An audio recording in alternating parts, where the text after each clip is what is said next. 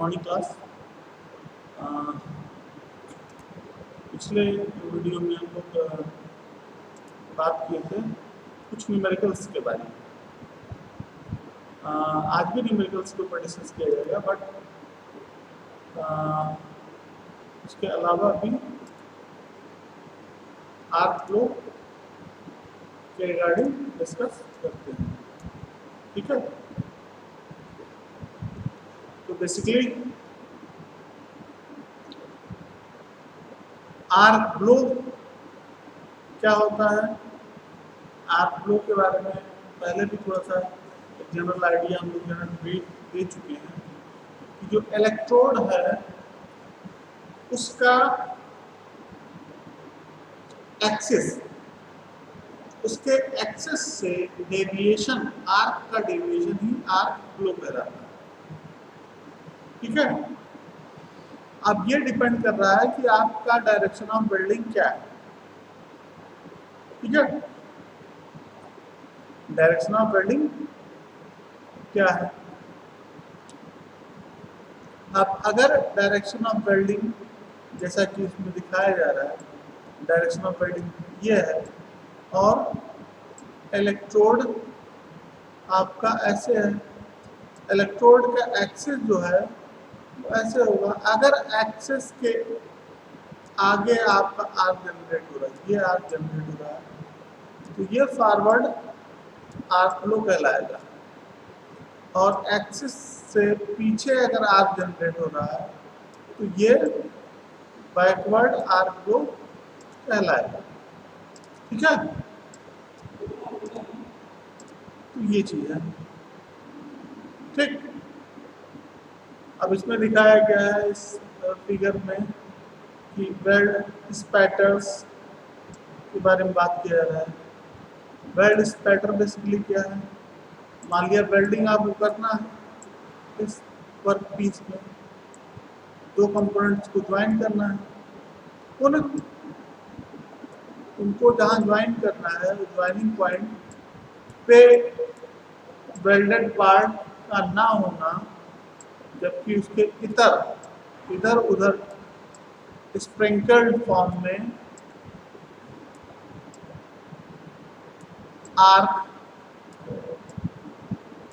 का effect show होना, या जो हीट है, जो मटेरियल है, वो स्प्रिंकल आपका वेल्ड जोन से इधर उधर होना ही स्पैटर कहलाता है, वेल्ड स्पैटर कहलाता है। ठीक है,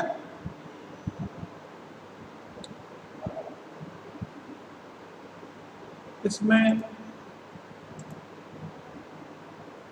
बेयर इलेक्ट्रोड के बारे में बात किया गया। बेयर इलेक्ट्रोड मतलब विदाउट फ्लक्स कोटिंग, जैसे ये इसके ऊपर कोई कोटिंग ना किया रहे, इलेक्ट्रोड सीधा सीधा इलेक्ट्रोड, इसके ऊपर कोई कोटिंग ना की रहे तो ये कहलाएगा बेयर इलेक्ट्रोड। लेकिन अगर इसके इस सरफेस पे, आउटर सरफेस पे कोटिंग किया रहे, इसके आउटर सरफेस पे कोटिंग किया रहे, तो ये कहलाता है इलेक्ट्रोड विथ फ्लक्स कोटिंग। ठीक है ना, तो ये चीजें हैं इसमें। अब देखिए, due to the direction of the electromagnetic flux line, electric arc will be deflected towards the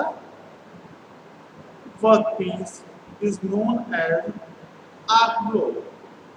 तो बेसिकली इलेक्ट्रोमैग्नेटिक की फ्लक्स लाइन के कारण, वो फ्लक्स अलग है, वो इलेक्ट्रिकल फ्लक्स है जिसके बारे में बात कर रहे हैं इस समय, और जो इससे पहले हम बात कर रहे थे कि भाई इलेक्ट्रोड के ऊपर जो कोटिंग किया रहता है वो अलग फ्लक्स है, वो बेसिकली मटेरियल के फॉर्म में। ठीक है, और यहाँ पे इलेक्ट्रोमैग्नेटिक फ्लक्स लाइन के ऊपर बात हो रही है कि due to the deflection of the electromagnetic flux lines, electric arc will be deflected towards the workpiece is known as arc blow। due to the arc flow, heat concentration on the workpiece will be less at the beginning and end of the workpiece and weld spatters will be formed. तो आप ये देख रहे हैं कि चूंकि भाई electrode को मान लिया इलेक्ट्रोड को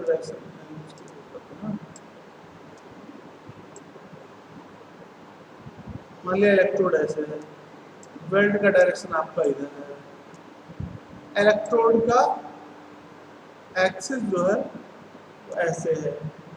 तो अगर एक्सिस के अलोंग आर्क जनरेट हो रहा है तो कोई दिक्कत नहीं, उसमें आर्क फ्लो नहीं होगा। लेकिन अगर एक्सिस के इतर जैसे कि बैकवर्ड आर्क फ्लो के केस में एक्सिस से अलग आर्क जनरेट हो रहा है तो जहां पे हम वेल्डिंग करना चाहेंगे उस पोजीशन में ना वेल्डिंग होके अदर पोजीशंस पर हीट का इफेक्ट आपको देखने को मिलेगा, जिस कारण से स्पैटर्स का फॉर्मेशन होगा। कहने का मतलब ये है कि जो मटेरियल होगा वो अलग जगह पे स्प्रिंकल होगा, वहां पर नहीं हो पाएगा जहां पे हम चाह रहे हैं कि मटेरियल डिपॉजिट हो। क्यों? क्योंकि आर्क के साथ आपका मटेरियल फ्लो हो रहा है, ठीक है। इस कारण से ऐसा देखने को मिल रहा है, आर्क ब्लो के कारण स्पैटर्स की प्रॉब्लम अकर हो रही है। अब ये आर्क ब्लो क्यों हो रहा है? ये आर्क ब्लो होने के पीछे जो कारण है वो इलेक्ट्रोमैग्नेटिक फ्लक्स लाइंस के कारण है। इलेक्ट्रोमैग्नेटिक फ्लक्स लाइन के कारण। लेकिन अगर यही एसी वेल्डिंग के केस में देखा जाए आर्क ब्लो, तो एसी वेल्डिंग में आर्क ब्लो आपको देखने को नहीं मिलेगा। ठीक? क्यों? क्योंकि उस पर्टिकुलर टाइम पे आप देखेंगे कि इस पूरे साइकिल में half of the cycle straight polarity होगी और half of the cycle reverse polarity होगी। इसलिए ऑन एन एवरेज आप देखेंगे कि इलेक्ट्रोमैग्नेटिक फ्लक्स लाइन में डिफ्लेक्शन आपको नहीं मिलेगा। ठीक है। रेमेडीज क्या है? Provide some extra materials in the beginning and end of the workpiece which is known as tag, tagging and tag out। ठीक है। एक्स्ट्रा मटेरियल हमको टैब आउट और टैग इन, टैब आउट और टैग इन। ठीक है। Extra material हमको workpiece में डालना पड़ेगा जो कि टैब आउट और टैब इन कहला रहा है। ठीक है।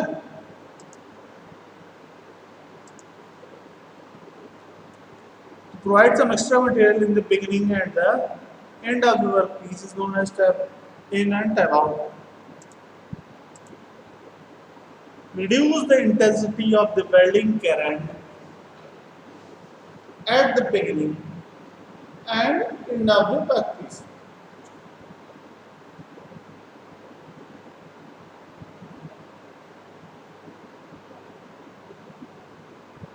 वेल्डिंग करंट की इंटेंसिटी को रिड्यूस करना होगा हमको इनिशियल कंडीशन में beginning and end of the workpiece. Use small arc length.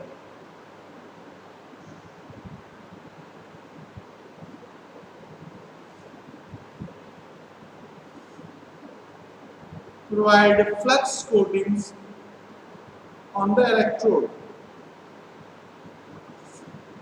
तो इन सब के कारण हम आर्क ब्लो को रिड्यूस कर सकते हैं और जिसके कारण वेल्ड स्पैटर को मिनिमाइज किया जा सकता है। ठीक है,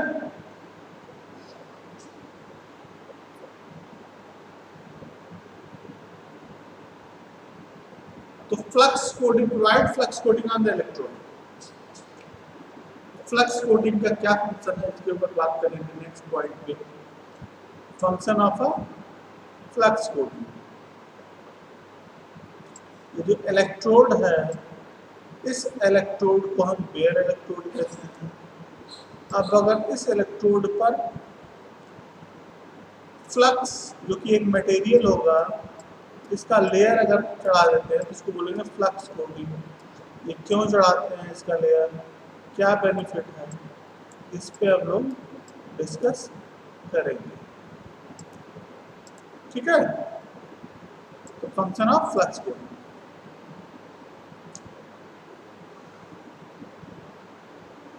तो flux coating materials will act as a deoxidizer। एक आइडियल जो फ्लक्स कोटिंग हम कर रहे हैं। अच्छा, क्यों फ्लक्स कोटिंग करते हैं फिर बात करेंगे। Function of a flux coating के बारे में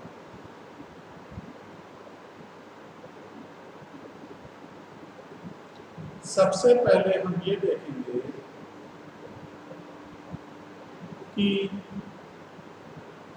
क्यों हम फ्लक्स का इस्तेमाल कर रहे हैं।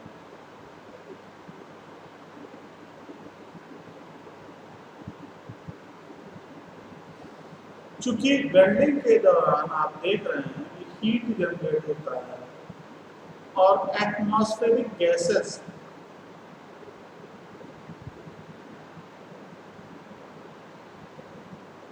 उस हीटेड जोन में रिएक्ट करके ऑक्साइड का फॉर्मेशन करती है, जिससे रस्टिंग वगैरह की प्रॉब्लम अगर करती है और वेल्ड की स्ट्रेंथ वीक हो जाती है। इसको दूर करने के लिए हम किसी ऐसे मटेरियल का, किसी ऐसी चीज का इस्तेमाल करते हैं जिससे ये प्रॉब्लम, ऑक्सीडेशन की प्रॉब्लम रिड्यूस हो जाए या खत्म हो जाए या मिनिमाइज हो जाए।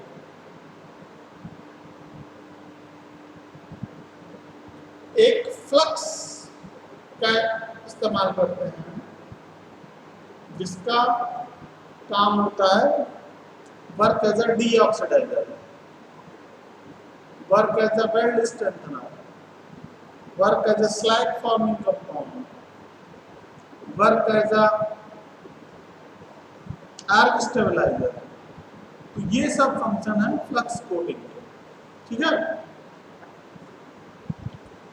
तो flux coating materials will act as a deoxidizer. अब डीऑक्सीडाइजर के लिए उसमें ऐसे एलिमेंट्स का होना जरूरी है जो ये इंश्योर करें कि उस मटेरियल के होने के कारण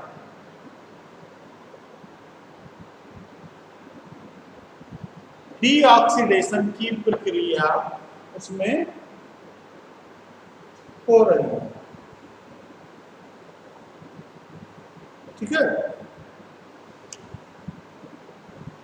by forming the slag they will protect the liquid metal from the atmospheric gases slag will control the heat transfer rate of the liquid metal by adding alloying elements. The strength of the joint can be increased. It will control the viscosity of the liquid metal by reducing the arc flow. The stability of the arc will be increased by reducing the heat transfer losses from the arc. Heat concentration on the workpiece will be increased. तो ये benefits हैं आपके flux coating के। लेकिन flux coating जो कर रहे हैं हम, अपने आप ऐसा नहीं है कि वो ये फंक्शन करने लगेगा। इसके लिए हमको अलग अलग एलिमेंट्स की जरूरत पड़ेगी। उन एलिमेंट्स के कारण ही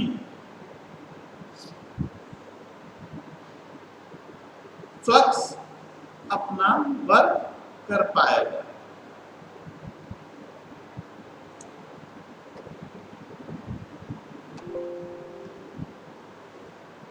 ठीक है, उन एलिमेंट्स के कारण ही फ्लक्स अपना वर्क कर पाएगा। तो क्या क्या वर्क है फ्लक्स का? Acts as a deoxidizer by forming the slag. They will protect the liquid metal from the atmospheric gases. Slag will, देखना slag formula. Slag will control the heat transfer rate of the liquid metal by adding the alloying elements. The strength of the joint can be increased. It will control the viscosity of the liquid metal. Viscosity control करेगा। ठीक है, the strength of the joint can be increased.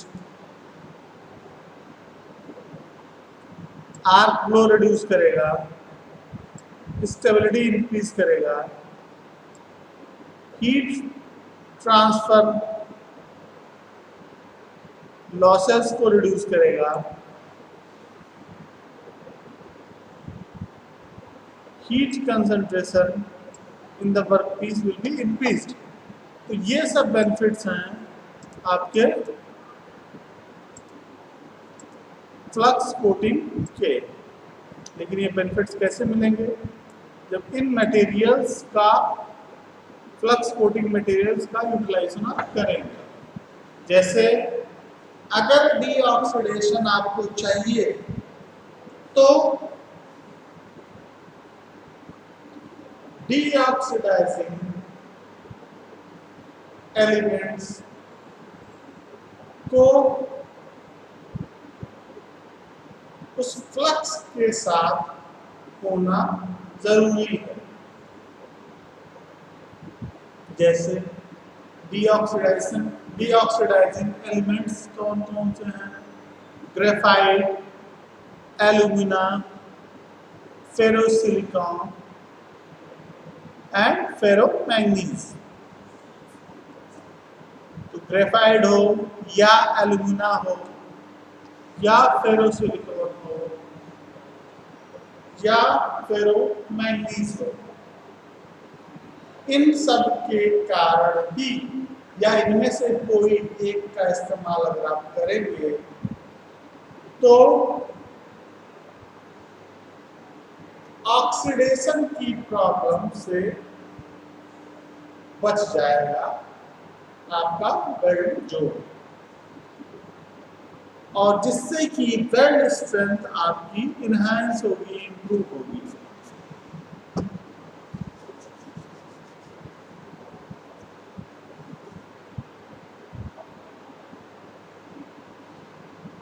slag formation compounds.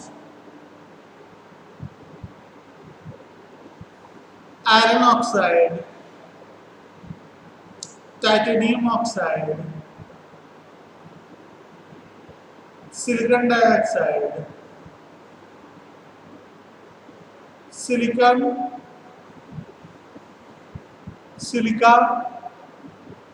Floor, calcium fluoride, इनमें से किसी एक का इस्तेमाल करने पर स्लैग फॉर्मिंग कंपाउंड बनाएगा।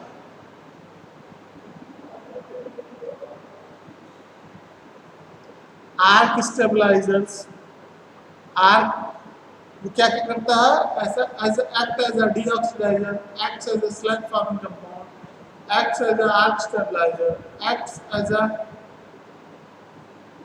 gas forming materials, acts as a allying elements, acts as a weld strengthener, ये सब है। तो आर्क स्टेबलाइजर्स के लिए क्या एलिमेंट्स होने चाहिए, sodium oxide, calcium oxide, potassium silicates, इन में से किसी एक का अगर आप इस्तेमाल करेंगे तो आप यह पाएंगे कि आर्क की स्टेबिलिटी इनहेंस हो रही है, बढ़ रही है। ठीक है,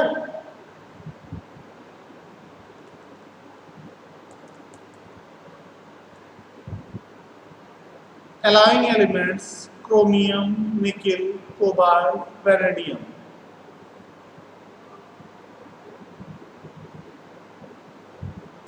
By adding alloying elements, the strength of the joint can be increased. Strength increase करने के लिए हम alloying elements का मिलाते हैं। Gas forming material, cellulose, calcium carbonate, इनका इस्तेमाल करने से आपके जो प्रोडक्ट होंगे वो गैसियस फॉर्म में कन्वर्ट हो जाएंगे। ठीक है,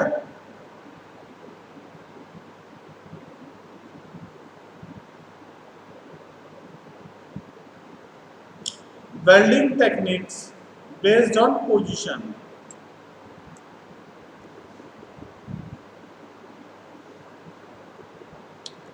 तो कौन कौन सी टेक्निक्स हैं, फ्लैट वेल्डिंग टेक्निक्स, जैसा कि आप सरफेस देख रहे हैं कि फ्लैट वेल्डिंग हो रही है, flat welding technique. Vertical welding technique, vertical movement हो रहा है अप डायरेक्शन में, डाउन डायरेक्शन में। ठीक है, ठीक। Horizontal welding technique, horizontal movement हो रहा है, ग्रेविटी फोर्स इसमें इसके ऊपर वेल्ड टूल के ऊपर आपको देखने को मिल रहा है। ओवरहेड, मान लिया आप ऊपर छत पे करना है ना, ओवरहेड हो गया। एक तो गया फ्लैट, एक हो गया वर्टिकल, एक हो गया हॉरिजॉन्टल और एक हो गया ओवरहेड। इस तरीके से आप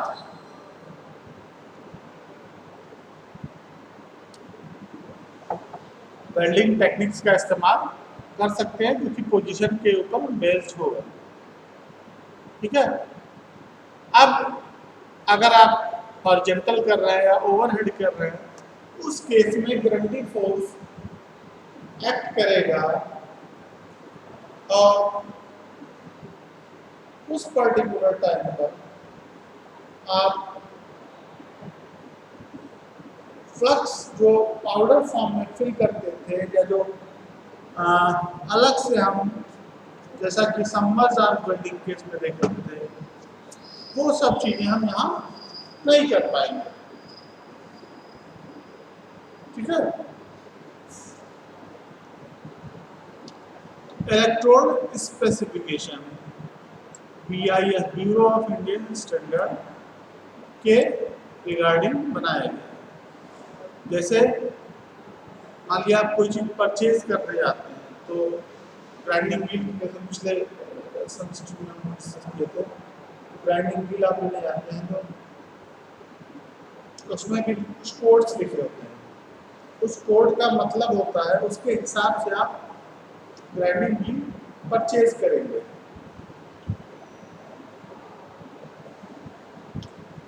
अब उस कोड का क्या मतलब होता है कि कितने थिकनेस के मटेरियल के लिए आप उसका इस्तेमाल करेंगे, उसमें कौन कौन सा एलिमेंट्स लगा होगा, वेट्रीफाइड क्ले होगा, क्या होगा, वो वर्क पीस हार्डर होगा, उसके एब्रेसिव पार्टिकल पास होंगे कि दूर होंगे, कई चीज़ें। उसी तरीके से जब इलेक्ट्रोड आप परचेज करने जाएंगे तो इलेक्ट्रोड के ऊपर कोडिंग रहेगी। वह कोडिंग इस फॉर्म में रहेगी, जैसे मान लिया इसका एग्जाम्पल है, लिखा रहेगा E121-322P, तो उसका कुछ मतलब होगा, ऐसे ही नहीं लिखा रहेगा। फर्स्ट पोजीशन पर जब होगा तो उसका सब मीनिंग होगा, सेकंड पोजीशन पे जो होगा उसका कुछ मीनिंग होगा, पहले पोजीशन, दूसरे पोजीशन, तीसरा पोजीशन। ठीक है। इस पोजीशन पे, इस पोजीशन पर, इस पोजीशन पे जो चीज़ है उसका सब मीनिंग है सर्टेन। ठीक है। तो यहाँ पे जो दिया गया है पहले पोजीशन पे ई लिखा गया है, इसका मतलब type of electrode manufacturing. E means extruder, किस तरीके से आपका इलेक्ट्रोड की मैन्युफैक्चरिंग की गई है। तो वह टाइप जो है वो यहाँ पे मेंशन किया गया है इस पोजीशन पे। ठीक है। नेक्स्ट,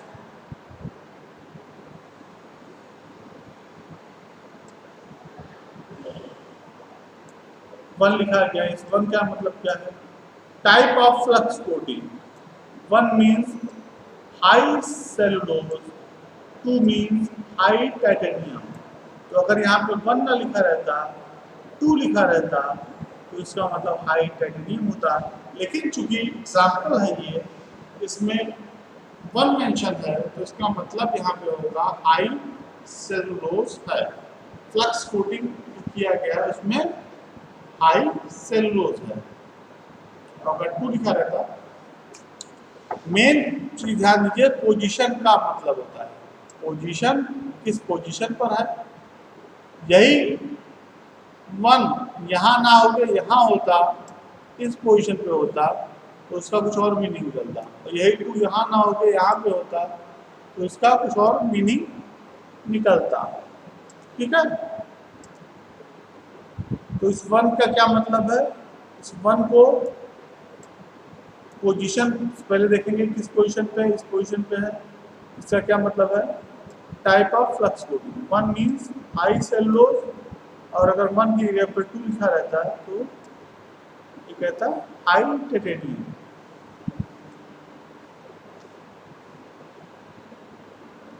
नेक्स्ट पॉइंट, यहाँ पे टू मेंशन किया गया है। इस टू का क्या मतलब है? ये जो टू मेंशन किया गया है इस पोजीशन पर, इसका क्या मतलब है? Position of the electrode.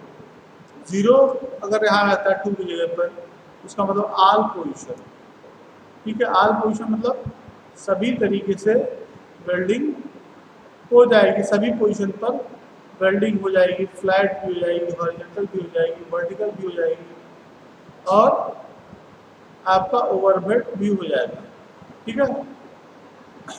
Vertical upward और वर्टिकल डाउनवर्ड भी हो जाएगा। ठीक है। दोनों तरीके से हो जाएगा। तो 0 अगर लिखा रहता है इसका मतलब ऑल पोजीशन वेल्डिंग उस इलेक्ट्रोड से आप कर सकते हैं। अगर 1 लिखा रहता तो इसका मतलब आप फ्लैट कर देते, हॉरिजॉन्टल कर देते, अपवर्ड और डाउनवर्ड कर देते, लेकिन ओवरहेड नहीं कर पाते। 2 लिखा रहता तो फ्लैट और हॉरिजॉन्टल कर पाते, वर्टिकल और ओवरहेड नहीं कर पाते।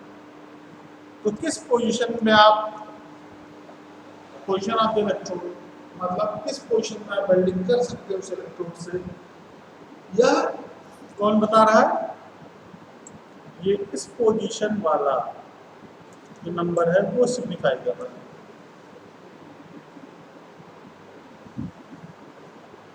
ठीक है, तो इसमें इस कोडिंग में पोजीशन का बहुत महत्व है। नंबर का भी महत्व है, लेटर का भी महत्व है, लेकिन पोजीशन का भी महत्व। सबसे पहले आपको ये देखना होगा किस पोजीशन पर है। ठीक है, यही दो, यहाँ होगा तो उसका अलग मीनिंग होगा, यहाँ होगा तो अलग मीनिंग होगा। ठीक है, इस तरीके से।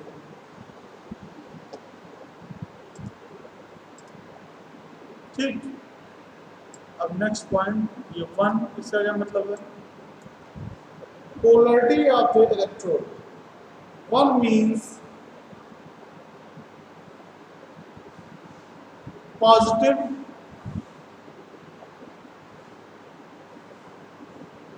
Direction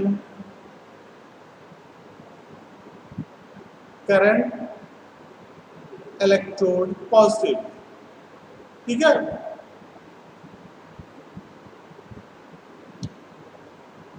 one means direction of the current. ये पोलरिटी डिफाइन कर रहा है कि पॉजिटिव है पोलरिटी या निगेटिव पोलरिटी है। ठीक है, 322 ये क्या सिग्निफाई कर रहा है? ये 322 क्या सिग्निफाई कर रहा है? 322 जो सिग्निफाई कर रहा है ये स्ट्रेंथ ऑफ द इलेक्ट्रोड को सिग्निफाई कर रहा है। 3 बता रहा है टेंसाइल स्ट्रेंथ, 2 बता रहा है यील्ड स्ट्रेंथ, और लास्ट वाला 2 जो बता रहा है वो परसेंटेज इलांगेशन बता रहा है। ठीक है, नेक्स्ट क्या है? ये P क्या सिग्निफाई कर रहा है? Specific information regarding electrode. P means deep penetration. Specific information ये दे रहा है, जैसे डीप पेनिट्रेशन के लिए P का इस्तेमाल करना है। ठीक है, इस तरीके से हम लोग इलेक्ट्रोड को स्पेसिफाई कर सकते हैं। ठीक,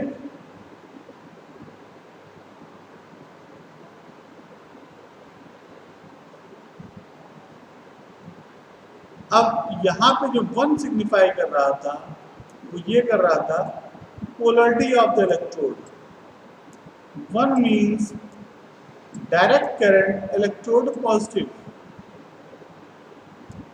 1 means direct current electrode positive. ठीक है, इलेक्ट्रोड पॉजिटिव है और पावर सप्लाई आपकी डीसी है। ठीक है, इस तरीके से आप चीजों को स्पेसिफाई कर सकते हैं। ठीक है, अब नेक्स्ट हम लोग नेक्स्ट वीडियो में बाकी चीज़ें डिस्कस करेंगे आगे, और वो टॉपिक जो होंगे हमारे वो TIG वेल्डिंग से रिलेटेड होंगे। ठीक है, आज के लिए इतना ही, तो रखते हैं। Okay, thank you. TIG